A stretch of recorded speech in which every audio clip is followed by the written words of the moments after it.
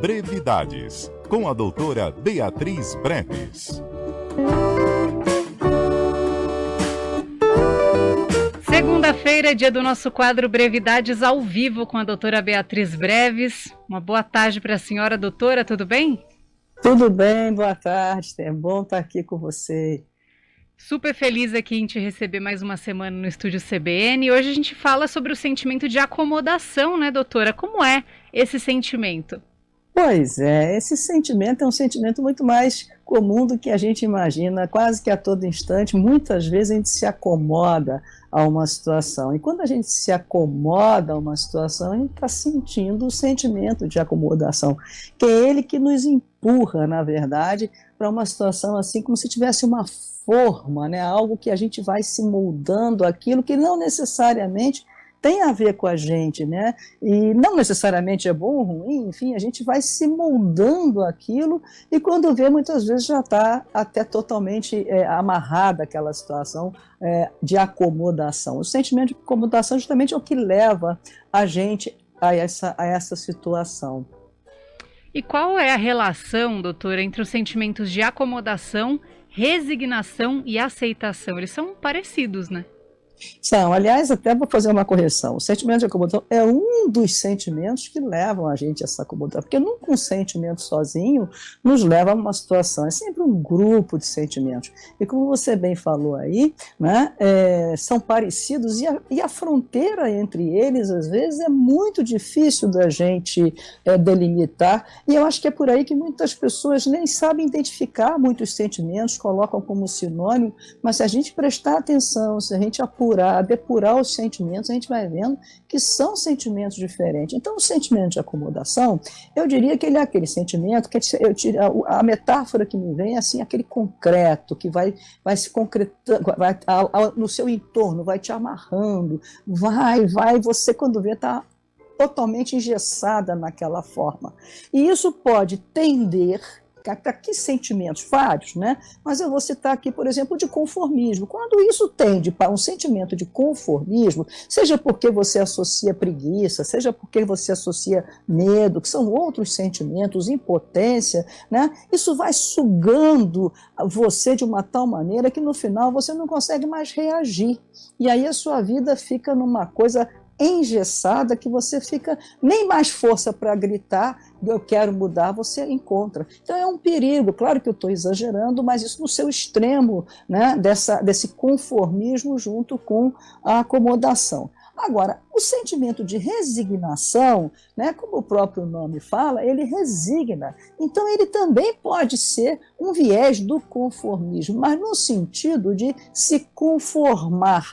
É diferente, quer dizer, é aquela coisa que não tem remédio, remediado está. Então, eu vou tentar fazer desse mau negócio um bom negócio. É diferente de você estar ali sem poder se mexer. Você está ali porque as circunstâncias da vida te levou e você passa a sentir aquilo em função da relação sua com o mundo externo que interage, você vai sentindo e você se resigna e começa a buscar, dentro de uma forma ou de outra, alguma maneira de lidar com aquilo. E a aceitação, vocês vão vendo que todos eles estão muito juntos, né? O de aceitação é quando você aceita aquela situação, você caiu ali, aconteceu de você estar ali, então você acaba aceitando e talvez seja até a melhor opção de todas, porque você aí, quando você aceita, aí é um conformar, né, da resignação, você pode perfeitamente avaliar e buscar dentro daquela situação o que você pode fazer para você sair daquilo. Aí não seria para permanecer naquela situação de acomodado, mas poder um dia, quem sabe, até se movimentando devagarzinho e saindo daquela situação. Então, basicamente, você repara que é difícil muitas vezes separar um do outro, mas são sentimentos diferentes. Eles alteram em peso, em intensidade, em foco, às vezes é um pouquinho para cá, um pouquinho para lá, mas são sentimentos diferentes.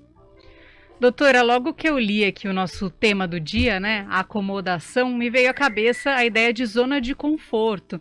Teria alguma ligação direta com o sentimento de acomodação, a zona de conforto? Sim, eu diria que quando a gente fala eu estou numa zona de conforto, né, ou a gente fala fulano está na zona de conforto, a gente está dizendo que a gente está sentindo, ou a gente está se sentindo, ou está sentindo aquela pessoa como alguém acomodado, né? A questão da zona de conforto é que ela não é só um sentimento de acomodado, eu diria que ela é uma vitrine de sentimentos. Resta saber se a pessoa está ali, ela está na zona de conforto feliz, está alegre de estar ali, não quer sair dali, estou muito bem aqui, muito obrigado, ou se ela está infeliz. E aí é que resta ver quais são os outros sentimentos, se é impotência, se é medo, se é preguiça, se é satisfação, se enfim, vitória, eu venci, quero ficar aqui, não quero correr risco. Então, a zona de conforto, sem dúvida alguma, ela associa o sentimento de acomodação, mas resta ver o que a pessoa, como a pessoa está se sentindo nesse conjunto maior de sentimentos que também fazem parte da zona de conforto. Porque, como eu digo, não há um sentimento sozinho. Mas, nesse caso, pode até o de acomodação ser o de menor força. A pessoa está no conforto dela, seria o sentimento de conforto, né? Que muitas vezes é confundido com o sentimento de acomodação. Quase todo sentimento tem seu lado bom e seu lado ruim, né, doutora? Quais os prós e contras desse sentimento de acomodação? Olha, eu diria o seguinte, que uma pessoa, né, quando ela está se sentindo acomodada, né, às vezes essa é a única saída que ela encontra na vida. Às vezes a vida leva pessoas para caminhos, né, que a revelia dela, né, coloca a pessoa em situações praticamente impossíveis de se modificar. Então ela só resta se acomodar àquela situação e aí juntar com outros sentimentos de resignação, de aceitação, enfim, e tenta a potência, né, buscar a potência dela para tentar mexer um pouco que ela puder naquela situação a favor dela. Então, nesse sentido, o sentimento de acomodação, às vezes, é a segurança até que a pessoa encontra na vida para poder conseguir prosseguir. Ela não consegue, realmente, a vida colocou de tal maneira que ela não consegue se modificar. Então, ela acolher esse sentimento e entender que ele veio, aí, nesse caso, para acomodar, né? Mas num sentido mais como eu vou dizer assim, com segurança, com um certo conforto, mesmo que seja um pouco não muito confortável, é positivo. É um sentimento que, nesse caso, é positivo. E também, por outro lado, quando você é capaz de reconhecer, aceitar os limites, né? Isso é muito sábio e construtivo. Nesse caso, agora eu não posso me mexer, agora eu tenho que me sentir acomodada a essa situação, eu tenho que estar acomodada e, portanto, me sentir acomodada a essa situação para poder, então, quando chegar a hora oportuna, eu me mexer. Agora, tem pessoas que aí já é uma outra situação, que aí já eu acho que é um uso destrutivo do sentimento de acomodação, que tem tudo para mexer na vida, que tem tudo para mudar, tem potencial, tem as circunstâncias, tem tudo para se realizar, não faz. Né? Ela vai agregar o quê? Sentimento de preguiça, sentimento de... Eu não sei exatamente quais seriam, cada um tem que recorrer à sua subjetividade para saber o que está impedindo ela de ir à frente na sua vida, realizar seus potenciais, seus sonhos, enfim, porque isso já seria o uso destrutivo do sentimento, né, de acomodação. A pessoa se acomoda naquela situação e o outro que cuida da minha vida, quer dizer, a pessoa se infantiliza, né, no mundo adulto. Antes da gente encerrar aqui o nosso quadro Brevidades, vamos à pergunta de $1 milhão, né, doutora? Como deixar de ser e de se sentir acomodado? Essa pergunta vale $1 milhão, essas perguntas de $1 milhão são valiosas. O dia que a gente conseguir responder uma delas vai ser bom.